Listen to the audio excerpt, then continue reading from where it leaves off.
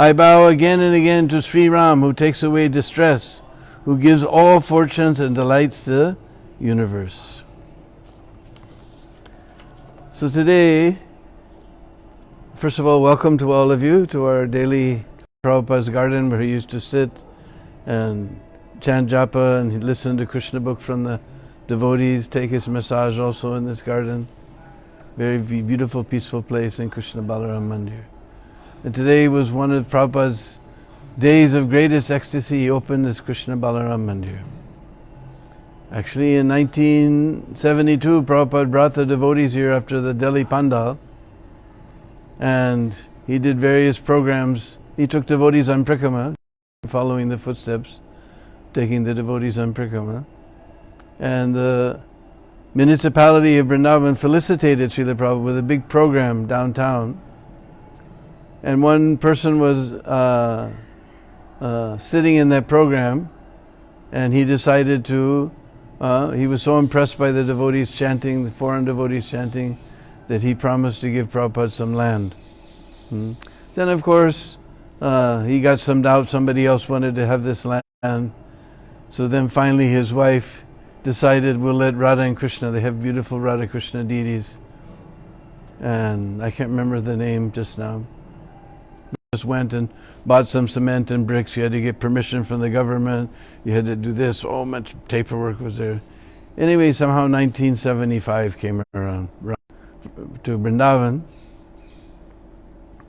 and Prabhupada asked the local Brahmins, so that Prabhupada was concerned that people not criticize his temple, that it wasn't opened by real Brahmins. Of course, Prabhupada himself said, actually the chanting, he started the 24-hour kirtan that time, that later Indra revived and continued to this day. But he said that our chanting is the real installation. But anyway, these big Brahmins there with big sikas and everything, they were doing all these mantras, and they had a little straw house, thatched house in the middle of the courtyard with all these different water pots painted in different ways that represented all the different demigods. And I remember it went on for like 3 days. I remember the second day they were doing all kinds of things in this house where all the demigods were staying in the form of these painted water pots. And that particular day it was cloudy. This time of year we never see a cloud, what to speak of a cloudy day. And I can remember the clouds were all swirling around and around. To me it felt like all the demigods had made this cloud cover to hide themselves coming down to watch Prabhupada opening this Krishna Balaram temple. And the deities were set in the darshan mandap. We were all down in the courtyard, and they had all types of different substances to bathe the deities. And I was watching these Brishbasi, big fat Brishbasi Brahmins. They were having a good time, just throwing pots like this and laughing. It was like they were having a good time. You know, first it was a big sacred Abhishek ceremony, and they were just laughing, having a good time with their little Lala, Krishna and Balaram. Then somehow the deities were taken onto the altar. I guess there was some lectures while they dressed the deities and did the offering. And then Prabhupada personally did, I remember this, Prabhupada personally did the artik. And everybody was waiting, a huge crowd had come. And we were all waiting. Then suddenly the doors flung open. Prabhupada was there on the Krishna Balaram's altar, and he blew the conch shell, and everyone blew their conch shells. And then Prabhupada personally did artik. And every time I can remember, well, first of all, as soon as the curtains open, as soon as the doors open, or I guess no, as soon as the curtains open, first they blew the conch shell, then everyone just came rushing ahead. And I was lifted off my feet and just pushed into the middle of this crowd. And being a poor American, and I had, you see stories in the newspaper of people getting crushed to death in crowds and everything. In these third world countries, I said, oh my God, I'm going to die. And somehow or other, those times you get strength, you don't know where it came from. Like a football player, I just bashed my way through the crowd out to the courtyard and turned around and watched the most amazing scene. Every Prabhupada was offering artik. Every time he turned around to offer to the crowd, his smile increased. He had this wonderful smile on his face. Then he offered the ghee lamp, then the camphor lamp, then the water and the conch shell, then the cloth, then the flowers, then the chamara. And every time Prabhupada turned around, the satisfaction on his face just grew even. That's the one thing I remember. the satisfaction on his face just grew even more. And finally, when he got to that peacock feather fan, now we had that huge picture in the front of our Krishna Balaram temple. Prabhupada's face was full satisfaction. This was his greatest joy, opening this Krishna Balaram Mandir here in Sri Vrindavan Dham. So today we had a little Abhishek, everybody maintaining their social distancing and everything. We had wonderful Abhishek of Krishna Balaram, nobody there, just few devotees. But anyway, we had wonderful time. I remember the day before the Abhishek, we also did a procession. Prabhupada went through the town of Vrindavan with the Utsav deities. He took the Utsav deities on the cart, and Prabhupada went through the whole town, and all the town was turned out to felicitate Prabhupada on opening this wonderful Krishna Balaram temple. Although at that time they said, who will go there? It's so far away. Nobody, at nighttime, nobody even ventured out to Ramanriti. Now at Artik, sometimes just to avoid the crowd, I stand in the courtyard. And even in the courtyard, you're jostled around and around. But I don't mind. I just think Prabhupada's smiling down from Golok. And they told me, who will go there? Now even in the courtyard, you can't stand peacefully. Of course, now it's become that way again. There's nobody. It was hardly anyone for the Abhishek today. It was one of the most peaceful, was the most peaceful Abhishek I've ever seen. Krishna Balarama. Shri Sri Gornitai ki jai. Shri Sri Krishna Baldao Dono Bhaiya ki jai. Shri Sri Radha Sham Sundar Lalita Visakha ki jai. Srila Prabhupada ki jai. And I remember Prabhupada fed practically all the Brahmins of Vrindavan. Huge feasts were there. 6,000 people. Huge, wonderful feast. So this is the 45th anniversary. We hope and pray we'll be here for the 50th anniversary. Who can say? Anyway, there's a piece of Ram-Lila, although we have no evidence of Ram personally coming to Vrindavan, but his brother, because all the brothers are non-different, they're all the supreme personalities of Godhead. So his brother Shatrughan actually came here. Because yesterday we were in Madhuvan. The reason we went to Madhuvan is today we're going to return to Madhuvan. Because in Treta Yuga, we talked about Satya Yuga yesterday, in Treta Yuga, there was a great demon named Madhu. And he made his kingdom in Madhuvan. Some people say that this is how the Van got its name, Madhuvan. And although he had been born in the family of a Daityas, he was a very pious Daitya demon. He honored the Brahmins, he worshipped the Devi Devatas. In fact, he was a special devotee of Lord Shiva. One day, Lord Shiva, being pleased by his worship, he actually appeared. And he told Madhu that I'm very pleased by your service. Therefore I'm going to give you a special gift. And he took his Trishul, his three-pointed spear, and he made a photocopy.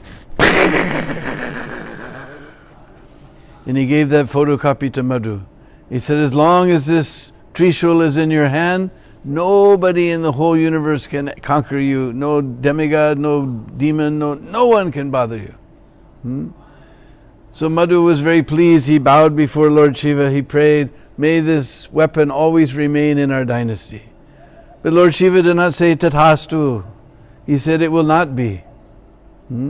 Your son will use it against the devas and it will return to me.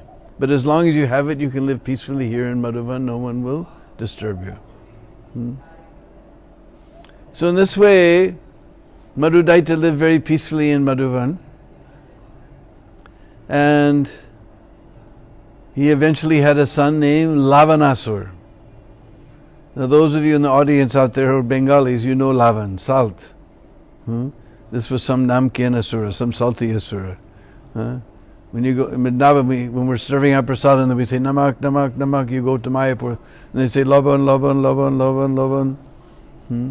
So Lavanasur, some type of salty asura was there.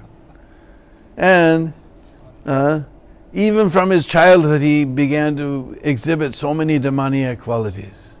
Because we know little boys, they like to play army, war, play games. But he would actually cut off the heads of his playmates. He was so cruel, such a demon. And he began to manifest so many demoniac qualities. And poor poor Madhu, he became completely frustrated. Because we hope the children who are listening out there, you will listen carefully. The parents, they only live for the pleasure of the children. If the children go bad, the parents' lives are finished. You listen very carefully, all the children out there. So Lavanasur, he lost his whole appetite for ruling the kingdom. He lost everything. His son was such a demon. So finally he decided to retire from family life and go and worship the Supreme Personality of Godhead. And he turned over the kingdom to Lavanasura. He gave him that Trishul, and he went off to another forest to perform penances and austerities. Then Lavanasura became the king, and immediately prohibited, there will be no jagya in my kingdom. There will be no worship of the Lord in my kingdom. There will be no Nam Sankirtan in my kingdom. There's no other Bhagwan except Lavanasura. Bhagwan Lavanasura ki! Who said Jai out there? Somebody out there is dressed as a devotee, but he's actually a demon. Now we caught you.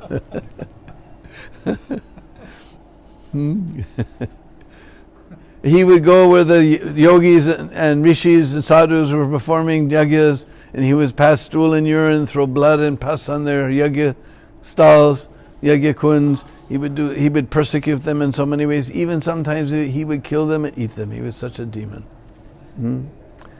So finally, the son of Bhrigu, Chavana Rishi, he gathered all the rishis together because they had heard that Lord Rama has come back from 14 years of Banwas, and now he's living in Ayodhya.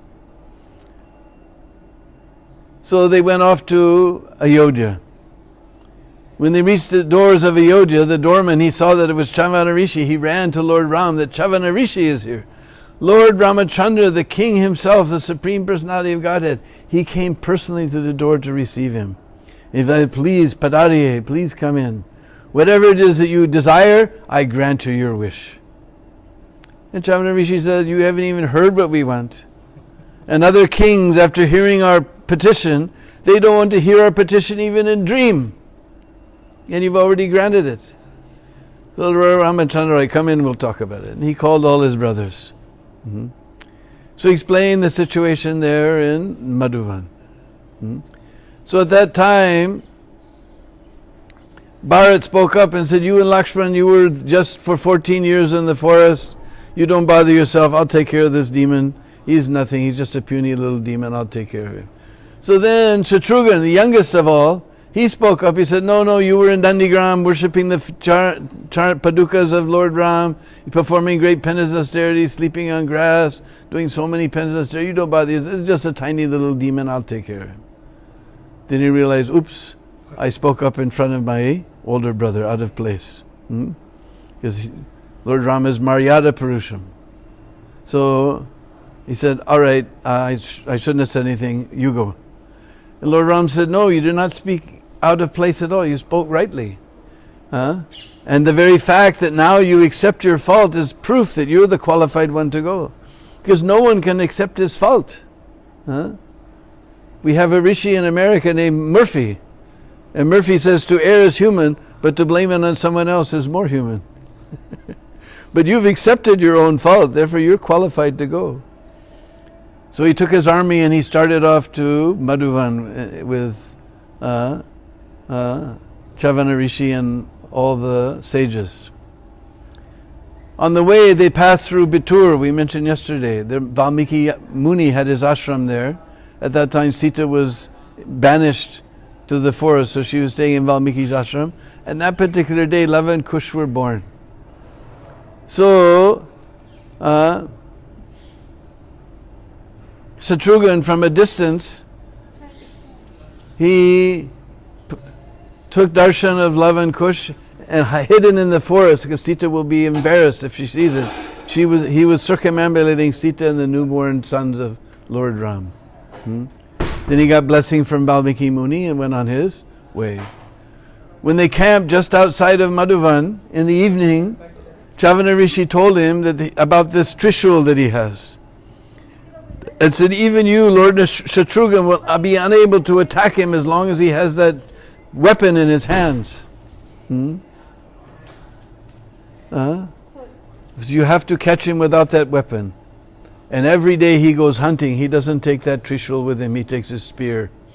So if we catch him early in the morning, then you have a chance. So next morning they entered Madhuvan. And sure enough, here came Lavanasura with his big spear. He had a tiger, a tigress, huge python, elephant, a jungly boar, wild boar. All these things were lying dead, draped over his shul, his spear. That was his breakfast. You don't want to hear about lunch. And Shatrughan stood before him and said, I am Shatrughan, younger brother of Lord Ram. Now you prepare to meet your doom. I'm going to fight with you. And Lavanasura began to laugh.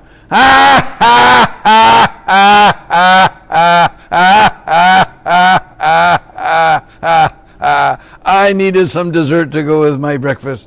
You're going to be my dessert. Now just let me get my weapons and we'll fight. No, we'll fight now. How can a Kshatriya fight without weapons? Without weapons? What did you kill all these animals with? You're just making an excuse to run away because you're a coward and afraid to fight. With that, Lavanasura threw all the animals off of his spear and they started a huge war. Finally, Lavanasura was ripping up trees and throwing them furiously at Shatrughan. Shatrughan was cutting them to pieces with his arrows. Then he was throwing boulders. Finally, the fighting became so fierce that Shatrughan, he lost his consciousness and fell to the ground. And all the demigods were in the sky watching, and they all began to cry, alas, alas. You didn't talk about Manduka Maharaj. Oh, we missed one part. Let's go back a bit. Because they told that even other kings don't want to hear about this demon, that we should help. So what happened, he told Lord Ram, what happened was there was one king named Manduka Maharaj. And he conquered all the kings of the earth. And then he went to Indraloka and he challenged Indra. Now the demigods, they don't go looking for the fight. When the demons attack, then they fight, but otherwise they're just having a good time enjoying in Svargaloka with all the apsaras and everything. So they don't go looking for a fight. The demons always, because demons are like that. You're having a good time, then they want to disturb you. So he thought, oh no, now this guy's come to destroy our fun. Then Indra got an idea. He said, you have conquered all the kings of the earth, but you didn't conquer that Lavanasura in Madhuvan. You conquer that Lavanasura, then you come back, then we'll fight. And Lavanasura was very happy. Manduka Maharaj was very happy. I'll finish off this Lavanasura, then I'm going to take over Swarg. And Indra was very happy. He said, now that this Manduka Maharaj is finished. And he called out, Ramba, Urvasi, Sita, who else is there? Gita, Nacho, dance. So anyway, then the whole thing happened that they came there. So then all the demigods were crying, alas, alas. Now I don't know, did you ever hear anybody call alas, alas? I never did, but all the books say that anyway. You didn't talk about the Manduka Maharaj's fight with Ramanasura. Oh, we forgot. I'm really lost in ecstasy today. So Manduka Maharaj, he went there, he marched with his whole army on Madhuvan. And Lavanasura came out, and Manduka Maharaj said, where's your army? He said, I don't need an army, I'm going to fight you alone. And he pulled out his trishul, and he began to laugh.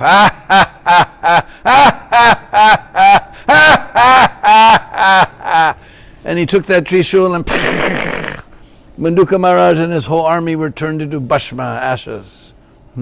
Just Manduka Maharaj was toasted a little bit. He had a little Manduka Maharaj pakora for his lunch that day. So after that, nobody wants to hear our plea, even in dream.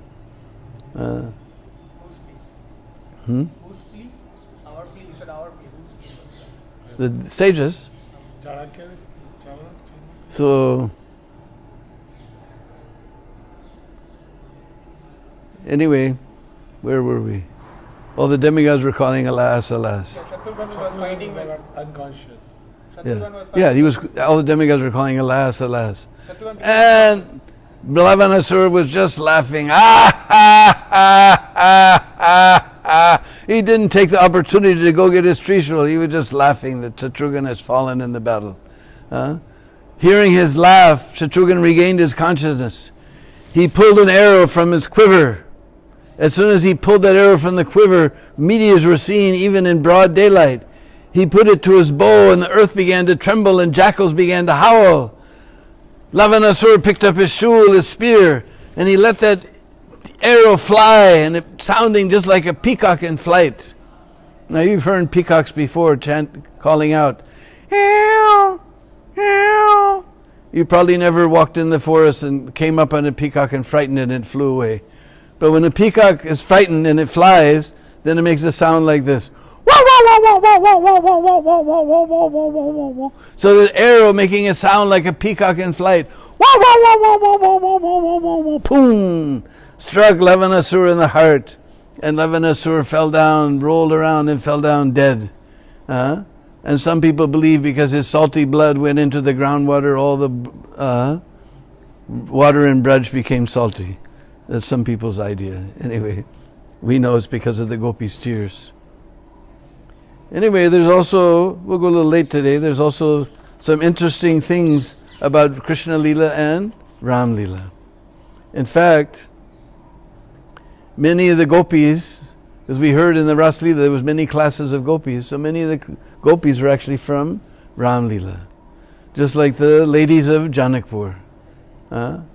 When Lord Ram and Lakshman, they came to Janakpur and became married with Sita, then all the unmarried ladies of Janakpur were just smitten by the arrow of Cupid. And they all wanted to marry Lord Ram. He met them in a secluded place and said, "Not this time. Next avatar at the end of Dwapar Yuga, when I appear as Krishna, then you'll all get your wish fulfilled." So all those gopis appeared in the houses of nine Nandas. Nanda Maharaj is Nandaraj, the king of all the Nandas. There's 9 other Nandas. They appeared in the houses of the 9 Nandas as gopis. And they were working in the Goshala and walking through, taking care of the cows. They saw Nandanandan every day and they became completely enamored of him. So they performed the Kataini Vrat. That's just after Kartik Margashira, the next month. We saw beginning of Kataini Vrat. They worship Kataini by the bank of the Jumna. We know Krishna came and stole all their clothes and they became as good as the wives of Lord Krishna. So those were the Janakpur Nivasi as gopis. Then there was a tailor in Janakpur. For Ram and Lakshman, there was one tailor in Janakpur who was very expert. So they asked him to make some clothes for Ram and Lakshman. When he saw Ram and Lakshman, he was so enchanted.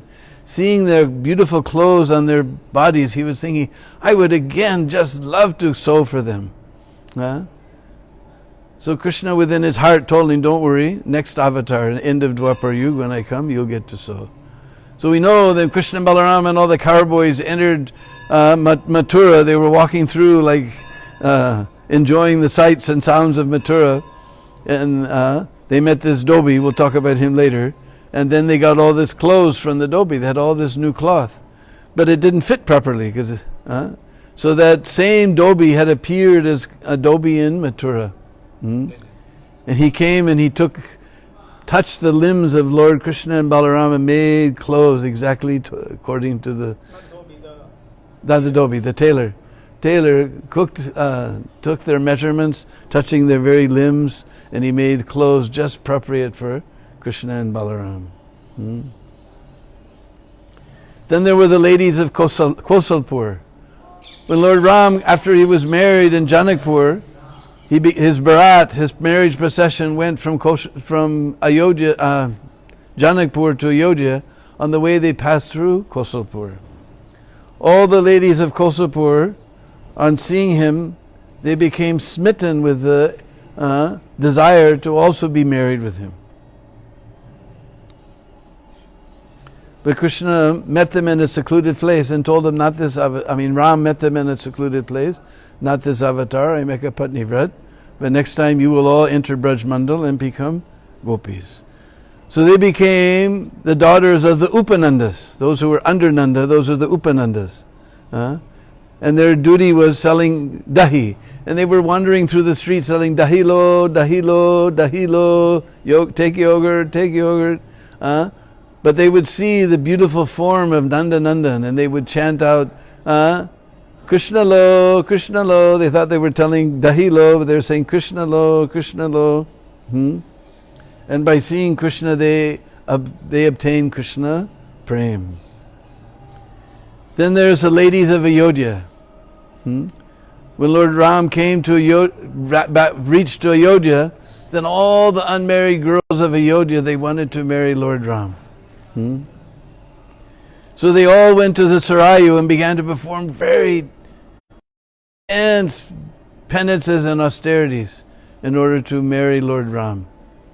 So Lord Ram came there and told them, don't worry, I know your desire, but it's not possible this avatar. At the end of Dwapar Yuga, you will all enter Braj Mandal, you will all become gopis, don't worry about a thing. So, in end of Dwapar Yuga, they all became the daughters of one king was there, Bimal Dev, who lived in Sindh. And one day, what's his name? Yagyavalkya came there and he told the king that all your heart's desire will be fulfilled if you marry all these thousands and thousands he had thousands of daughters, he had so many queens, he had thousands of daughters. You marry them all to Lord Krishna. So then he sent his messenger to Mathura to find out Lord Krishna. Krishna came there by the airways and he accepted the hand of all of these daughters of King Bimaldev and he brought them to Kamyavan. And there they began to dance and dance and dance in ecstasy. And the water flowing from their eyes fell down and formed a beautiful kund. If you ever go to Kamyavan, there's famous kund is there, Bimal Kund. So they all became gopis and danced with Krishna in Ras-Lila and created a beautiful kund called Bimal Kund. Then there was the Munis and Dandakaranya. Remember Lord Ram with Sita, they were wandering after Chitrakoot, they wandered in Dandakaranya forest. And there were some rishis and sages who were worshipping Gopal as their worshipful deity. As soon as they saw the beautiful form of Lord Ram, they wanted to take the same position as Sita. Lord Ram said, that's not possible this time. In end of Dwapar Yuga, you will all become gopis and then you will get a chance. So they all appeared in Bengal as the daughters of a Gopa named Mangal. And although Mangal was very, very wealthy, as is the nature of things, the goddess of Lakshmi, she's known as very fickle, so she left him. And he became broke. And he wandered with his daughters. They had heard about the glories of Nanda Maharaj, who had so many thousands and 9 lakhs of cows. 1 lakh means 100,000, 9 lakhs means almost 1 megabyte. So they got service in Nanda Baba's Goshala, milking the cows. And seeing Krishna, they developed a great desire to be with him. So they worshipped Jamuna, did very severe penances on the bank of the Jamuna, and Krishna allowed them to enter into the Ras Lila as the Munichari gopis. Then there was, in Panchavati, there was Suparnika, the sister of Ravan. She became smitten by the arrows of Cupid, Kamdev, when she saw the beauty of Lord Ram. And when Lord Ram rejected her proposal, and she knew the only thing in between her and Lord Ram was Sita, she went to eat Sita. At that time, Lakshman cut off her nose and cut off her ears. And she went back and told Ravan about this beautiful Sita, and see, my brother, look what happened to me. what kind of demon are you? Go do something to revenge. Then she went to Pushkar, and for 10,000 years she worshipped Shankar, Lord Shiva. Lord Shiva appeared and said, you will take birth in Vraj Mandal, and your desire will be satisfied. So she became Kubja in Mathura. And when Krishna and Balarama and all the cowherd boys entered Mathura, Kubja offered him some sandalwood pulp and smeared it on his limbs by her own hand. So then Krishna took her by the ear and stepped on her toe and boom, straightened her out. Then she made proposal to Krishna. Krishna, I have things to do, but later I will come and fulfill your desire. And later, after the killing of Kamsa and everything, she fulfilled all the desires of Kubja. Then also in Punjavati there was the tribal girls, the Pulindas. They also went mad seeing Lord Ram, and they used to just take the dust of his lotus feet wherever he'd walked and smear it on their foreheads. And they were extremely desirous to also be with Lord Ram. But Lord Ram said, no, not this time. End of Dwapar Yuga, you'll come. Took birth as the Pulinda girls in Kamyavan. And wherever Krishna, and same thing, wherever Krishna took his lotus footprints, they would take that dust and smear it on their foreheads. In this way, by worshipping Krishna very fervently, they achieved a place in the Ras-Lila. Then there was the Yajna. After Lord Ram had banished Sita to the forest, to the forest, yes. Whenever he had to do yajna, because no one could do yajna without his wife. A householder cannot perform yajna without his wife present. So they made these solid gold sitas to sit in the yajna when Lord Ram would do sita.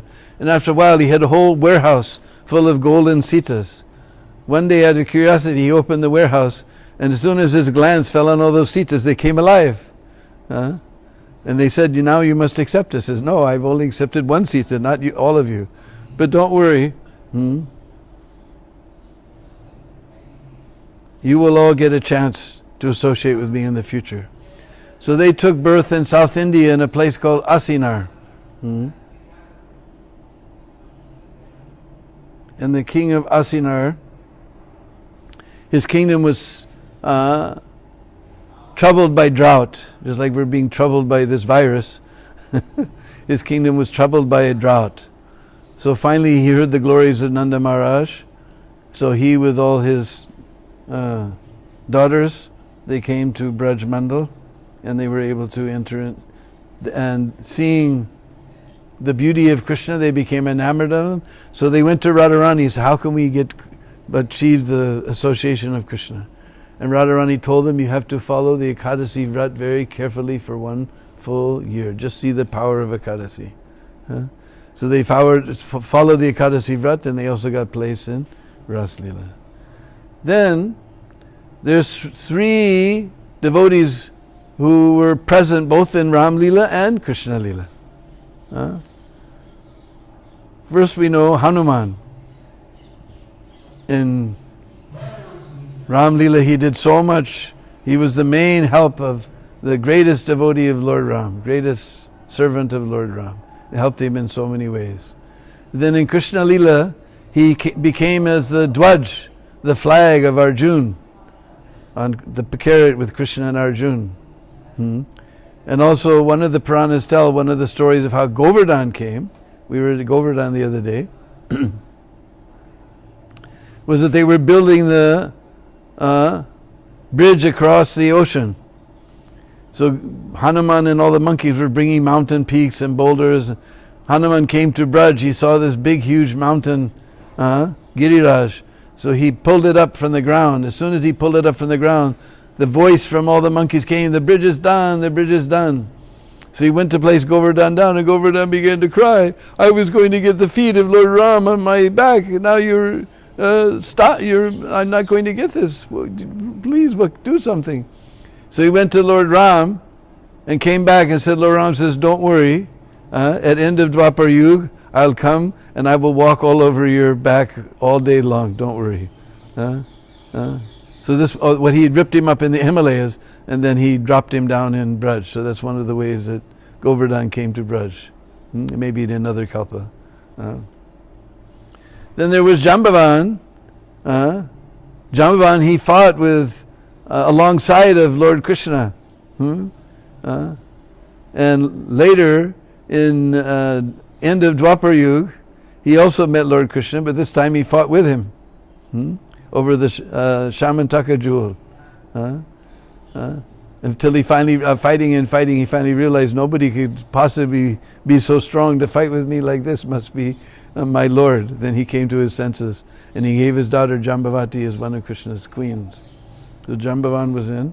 And Dvidvida fought along with Lord Ram in the battle, and he did lots of seva for Lord Ram.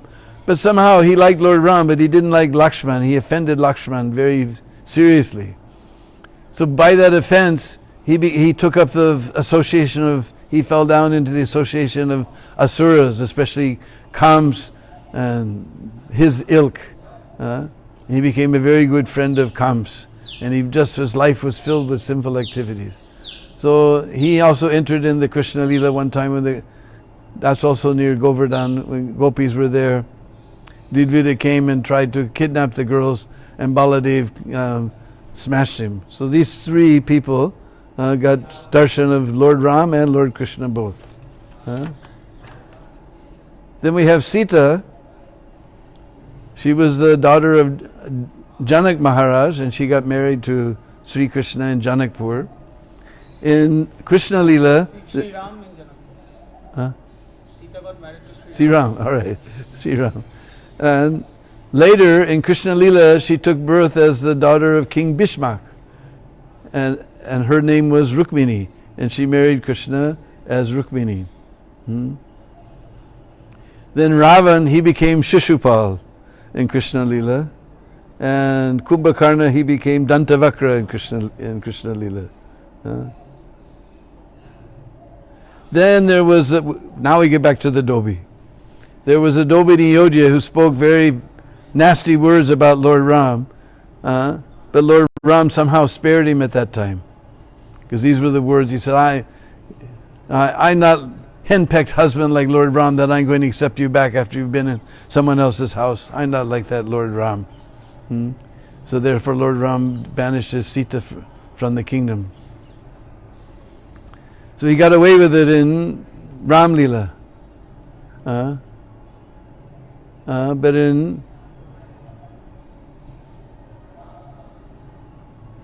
Krishna Lila, when they entered entered Mathura, then Krishna and Balaram saw all this nice cloth, so they asked the Dobi, please give us some of this cloth. And the Dobi again used very foul words. Stupid little boys, who do you?